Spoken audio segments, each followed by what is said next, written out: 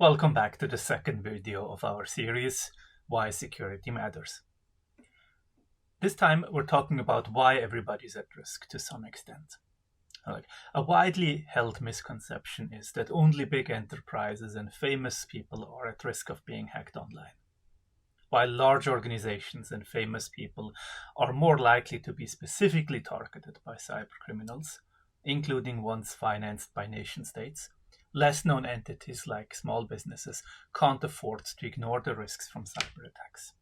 And this is because most attacks are automated. We all know the stereotypical hacker, usually wearing a black hoodie, sitting in a badly lit room in front of multiple screens with tons of windows, typing cryptic commands in order to enter the system of their chosen target. While this scene looks good for Hollywood productions, most attacks are conducted in a fully automated fashion, which means that there is no one typing frantically in order to be faster than the good people on the other side to get into the system. Just like the spam emails that hopefully end up in your spam folders, most attacks are fully automated by software that gathers random targets and performs the same type of attack over and over again. The hope of these attacks, sometimes called spray and pray attacks, is to success as often as possible or often enough in order to make the attacks profitable.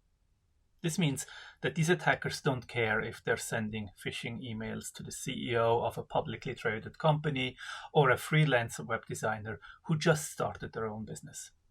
They are motivated by large numbers of actions that are supposed to lead to financial profit.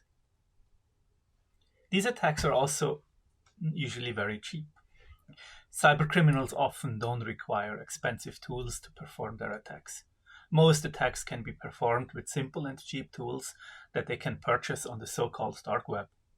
Or they also can get a lot of the tools that are available for free and can be used with limited technical skills. It's a question of scale. Millions of attacks per hour and a lower risk of getting caught makes this business so appealing for many entities.